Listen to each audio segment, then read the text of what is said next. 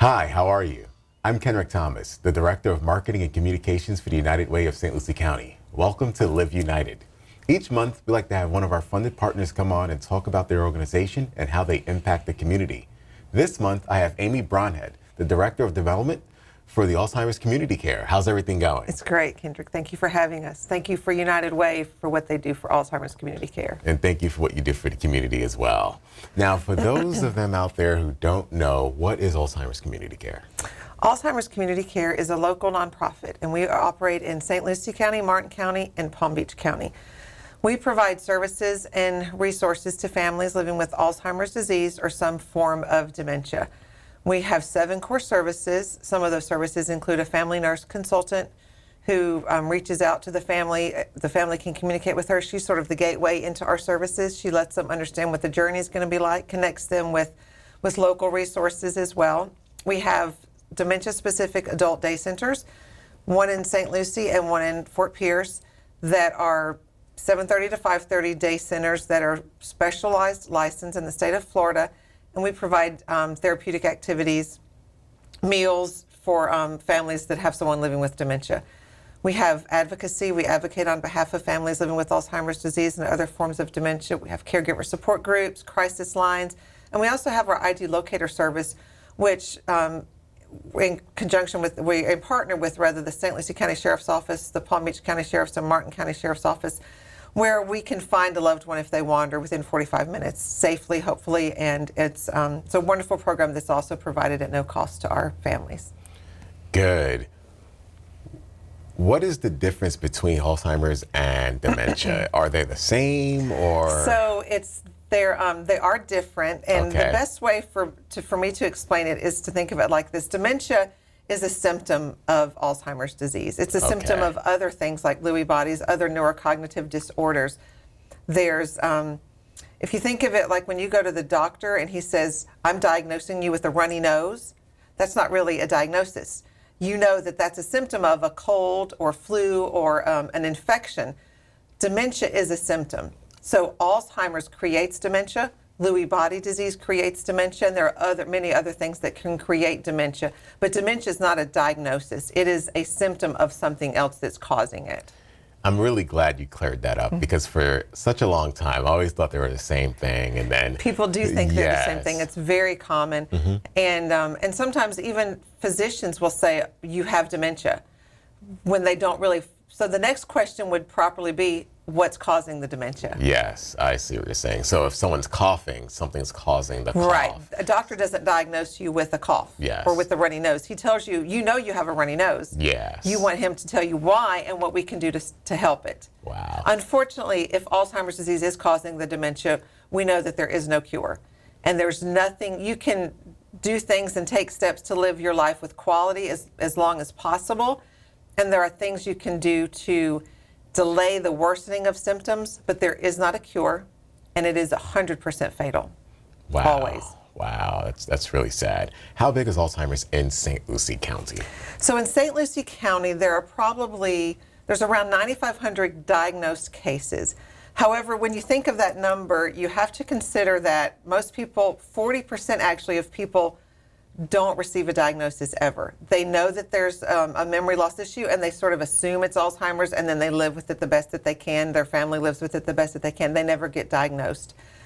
And there are many people who only get diagnosed in the later stages. So 9,500 is a small number. It's probably much higher than that, but that's what statistics show us right now. And that's with Alzheimer's disease, not every form of dementia. Wow. So just so we know, there is no cure for Alzheimer's. There is not a cure for Alzheimer's. There is much research. There are lots of funding going on to find a cure, and hopefully one day there will be, and we will be out of business on that day. Currently there is nothing. It's sort of the more they know, the less they realize they know. It's a complicated disease. It doesn't present itself the same in every person. There's a difference between early onset Alzheimer's, which people can be diagnosed in their 40s with Alzheimer's disease. It's not the same as a person who's 90 and they're being diagnosed with Alzheimer's disease. They present themselves differently. It's not one of those things where we believe that there will be one pill one day that cures it or that prevents it. It's a complicated disease, but we are learning more about it. And one of the proven things that can delay the onset of symptoms is cognitive therapeutic activities, which we adhere to greatly at our day centers. So their day is full of all sorts of therapeutic activities, from pet therapy to music therapy to brain games, things that are keeping them socially engaged and mentally engaged so that their symptoms don't worsen as quickly as they could without that. That's good. Now, is there something someone can do who does not have Alzheimer's that can prevent that? Like, or is it just something that could be genetic, or? Well, there are things that they recommend you can do to live a healthier lifestyle that is maybe slightly shown to possibly prevent it, but there's no 100% prevention treatment. There's nothing we can say, if you follow this course of action, you will never get Alzheimer's disease. Wow. It's too complicated and too vast for that. But there are many things, such as keeping your brain active as long as possible, just living a healthy lifestyle, eating healthy for your brain, eating brain foods, and living and exercising. So all those things that we hear all the time anyway are always good. They'll increase your quality of life now. Yes. It's possible that they may prevent it, so why not? And it gives your life more quality until the time, or if you are ever going to be diagnosed. Now, tell me about the Family Nurse Consultant Program. So that program, which is specifically funded by the United Way of St. Lucie County, yes, is a great program. One of the ways I like to describe it to help people understand is if you were, as a teenager, taken away from your home where you lived and your parents moved to a foreign country because your dad had gotten a job there, and you're put in a foreign country without your acknowledgement, or you didn't want to go but you had to go, you didn't decide to do this, but you're thrown into this school and you don't speak the language of every other person around you. You would feel lost and helpless and frustrated and wouldn't know where to turn for help. Then a guidance counselor comes and introduces themselves to you in English, the language that you understand, and they say, let me connect you with some other people who speak your language, and let me introduce you to the teachers, and they can help you, and they begin to navigate a system for you. That's sort of what our family nurse consultant is. When you're thrown into the world of Alzheimer's disease or dementia, it's like learning a foreign language. The way you used to communicate to your loved one doesn't work anymore.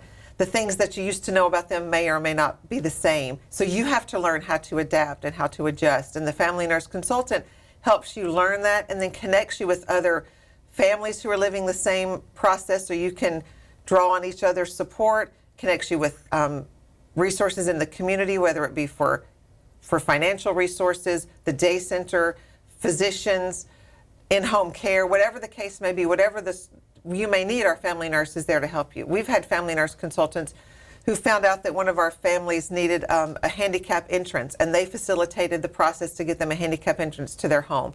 So it's hard to encapsulate what the family nurse does because they really do everything. They are the connection for the patient and family into our system or our model of care, and then to the community resources that are available to them. How long has this program been in effect? So Alzheimer's Community Care has been in existence for over 20 years. We started in Palm Beach County. We're a very grassroots nonprofit organization, and the family nurse consultant was one of the initial services provided in our model of care. If someone has a family member who's been diagnosed with Alzheimer's, what should be the next step? So the next step is to give us a call. Okay. And they need to connect with other families. They need a support system, or they need at least to know that they have options available. And the family nurse can tell them that. They may not be ready to put their loved one in a day center, but they need to know what's available to them, what they can expect, what this journey is going to look like to the best of our ability, based on experience, to explain to them. And we can give them resources. We have caregiver education events that are free for caregivers. We have professional education events. We have many resources that are available to our caregivers, and we want them to have that because our services are to the caregiver as much as to the patient, because they are as much a part of the diagnosis as the patient is, and they need resources and help and assistance, and that's what we're there to provide. That's good. How important it is to get a proper diagnosis of Alzheimer's? Is it sometimes a little tricky, or? So it's important. The first time you notice in your family member or someone that you know things that seem out of place, not a normal part of aging, and by that I mean we all forget where we park our car in a big parking lot, or we leave our keys somewhere, but we have the ability to retrace our steps and eventually find our car, or know say, I've lost my car, can you help me? We can figure out where the keys are. Those are things that are just normal. That's just, we're distracted people. We're always looking at our phone when we park the car, don't have a clue where it was. But so that's normal. What becomes concerning is when you don't have the ability to retrace your steps. Or if I ask you what year it is and you say 1975 or 1992, and, if you said 1918 or 2018 or 2019, it's like, okay, that's not that big of a deal. But if you think it's 10 years ago, then that's something that's a little bit more concerning. So there's, when you see in your loved one things that you just know that there's a comfort level with you that's not right. If they used to be very eloquent and now they can't find the proper words anymore, things that are different from them, then you need to go see your doctor as soon as possible. Delaying a diagnosis doesn't help. And the reason I say that is because the sooner you can put into place cognitive therapeutic activities, the longer you'll have quality time with them where the symptoms aren't getting worse. And there are reversible forms of dementia. For example, a lack of oxygen to the brain can cause dementia that could be treated with treatments to your heart. So there's vitamin deficiencies that cause dementia. There are other things that cause dementia that are reversible. So you need to empower yourself by knowing specifically what's causing your dementia so that you can appropriately respond. If it's Alzheimer's, there's not a cure, so let's put a plan in place.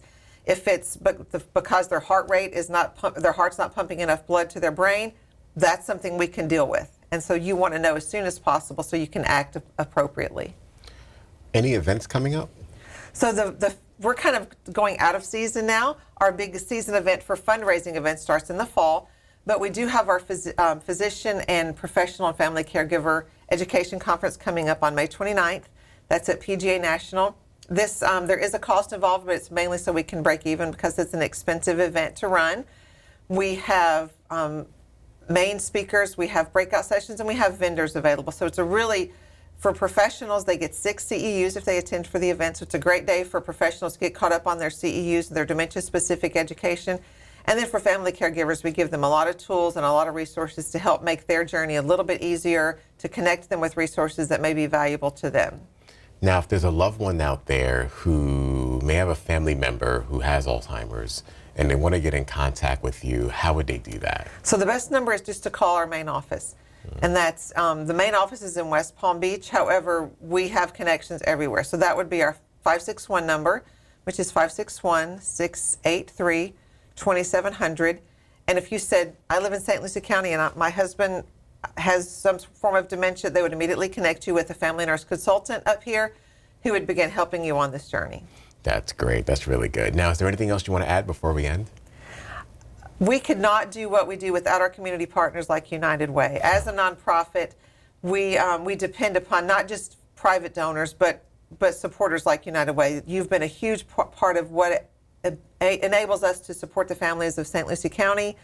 And so I just want to say thank you. We can't do it without you. Thank you so much. We really appreciate it. Thank you very much for having me today. Thank you. We'll be right back. I'm lucky. Let me help you with that. I get to do something I love. It has nothing to do with touchdowns or titles. Everybody bring it in. I get to play a part in the life of someone just starting out. How many of you think homework is just as important as teamwork? I help keep kids in school. Good. And that's the name of the game. My name is LaDainian Thomason. I don't just wear the shirt, I live it. Give, advocate, volunteer. Live United. We're back. Thank you for watching Live United. On this segment, we have Children's Home Society. Yes. We have Sabrina Sampson, and we also have Maureen Simmons from the Children's Home Society. Thank you so much for coming on. Thank you for having us today. Great. Now, for the people who are watching who don't know, what is Children's Home Society? So Children's Home Society is a not-for-profit child welfare organization. Our organization began in 1902. In Jacksonville, Florida, so our legacy is very rich. Yes. Near the turn of the 20th century, children were boarding the orphan train, and they were boarding the train alone in search of families.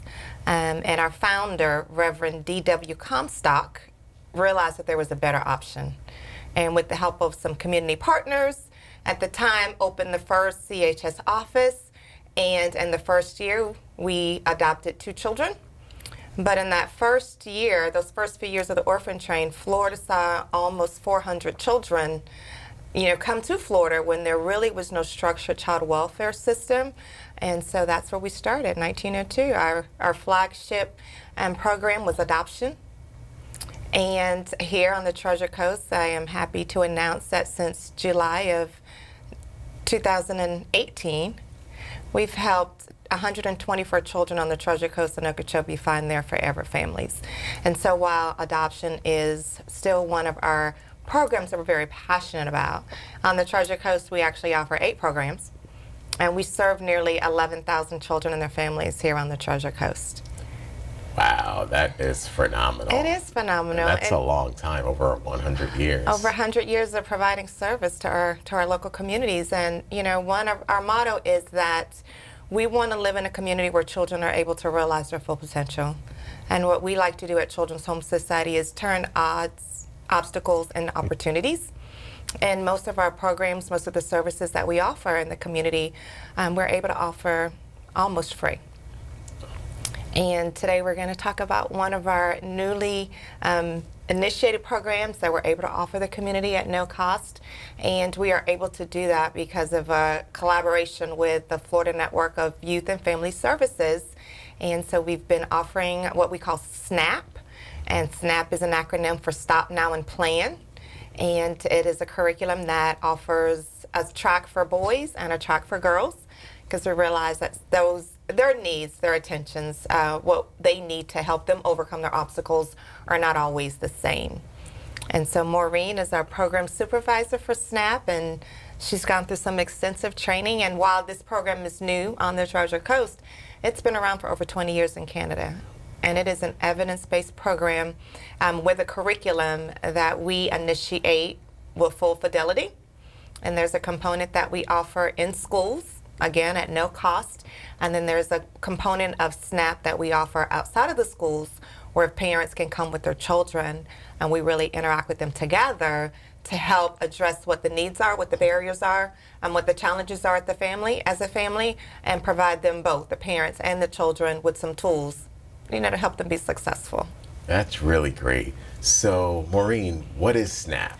Well, SNAP is something, let me just say, it started with the Children's Development Institute in 1985 in Toronto, Canada, and it originally started to work with young men who were having difficulty with the law under the age of 12. So they created a curriculum that is very effective and has proven to get many awards across Canada. It's now in the United States and Europe. We're very lucky to have it here because many families experience frustration on different ages and different stretches that kids do, and the parents are not always able to move as quickly as the kids. So we've seen a lot of success, and even in the initial group that we started for clinical, which is in Indian River at this time, as a boys group. And by the 3rd week, we were seeing changes with the boys' behavior in response to their parents.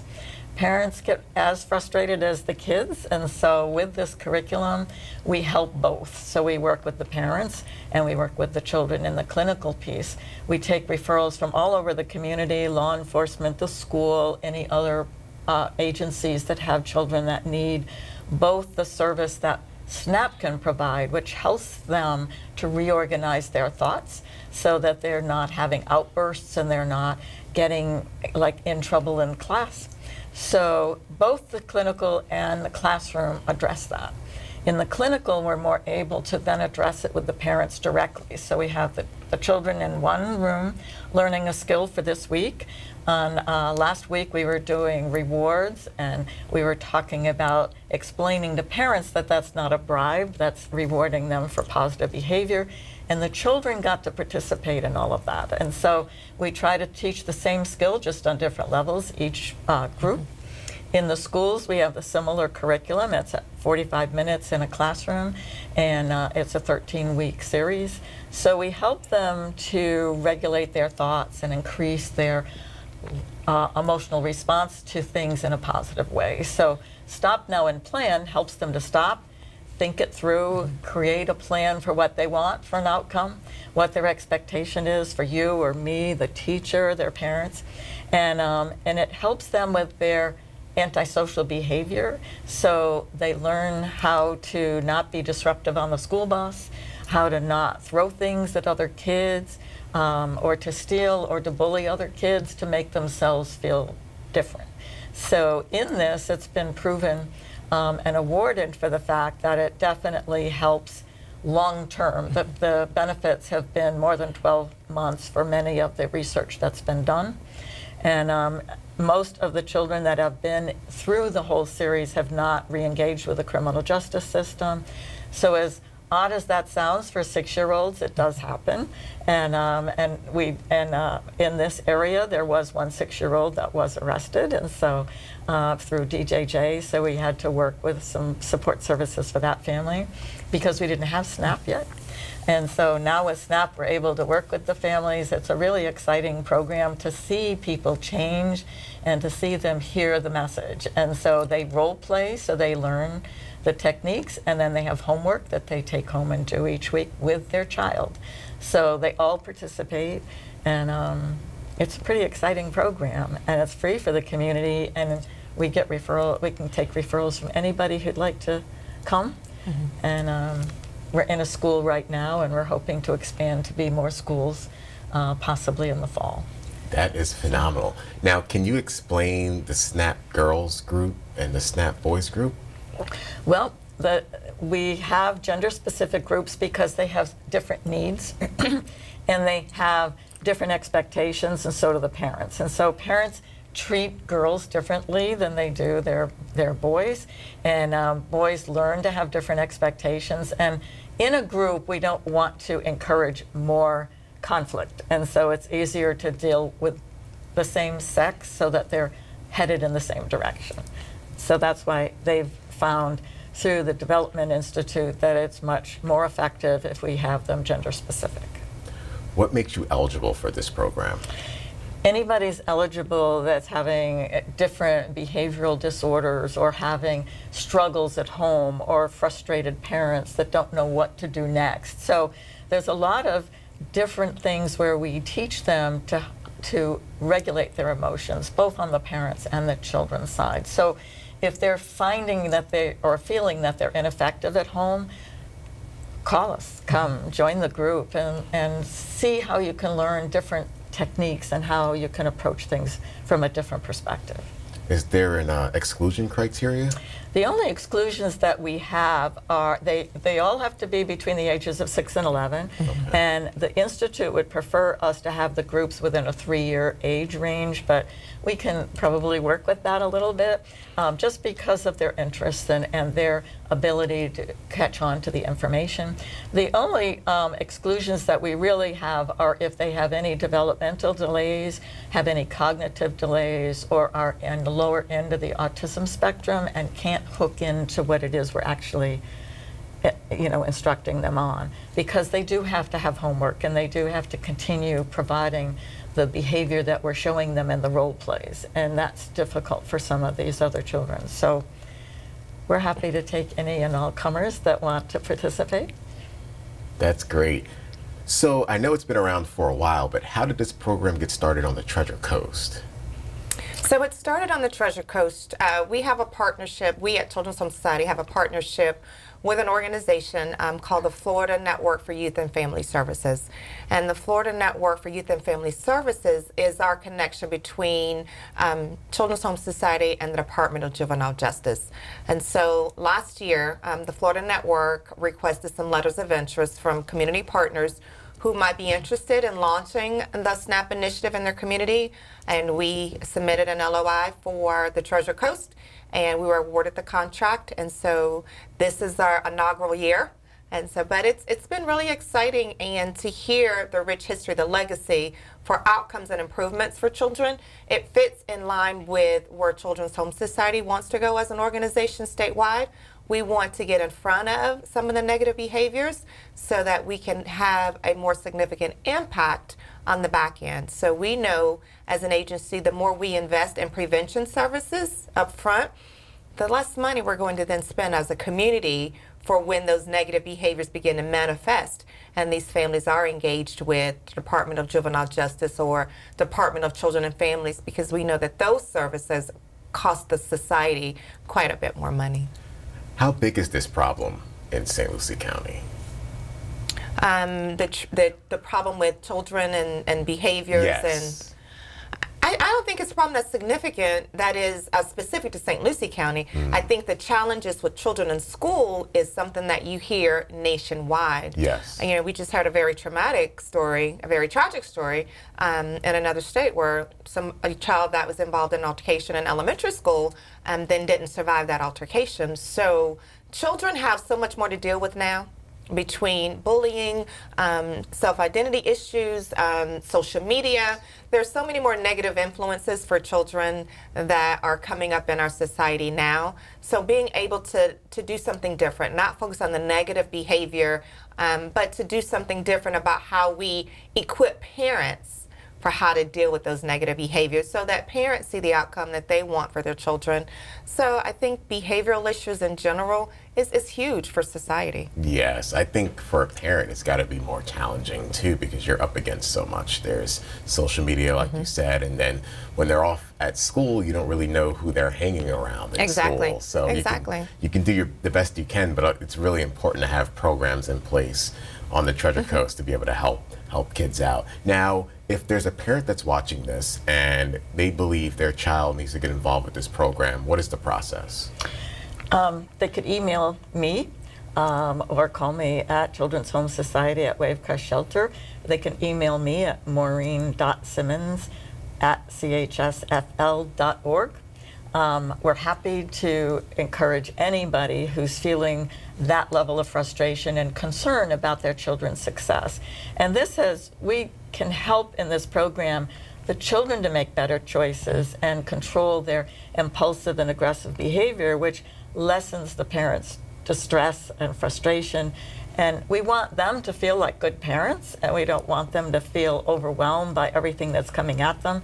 And that can happen really quickly. And people think that, 6 and 7-year-olds don't do this. And I have parents with 7-year-olds in this group that are totally overwhelmed. And so I think if you're feeling that, call. And the role plays are fun, and the team that we have has been trained. They had to go to a 5-day training. It's a very skillful program that's been proven and received a lot of awards, even in Europe. So that's great. That's really good. Well, thank you so much for coming on. I was really excited to hear about this program, and thank you all for what you do in the community. Thank you so much. Thank you. Thanks for watching.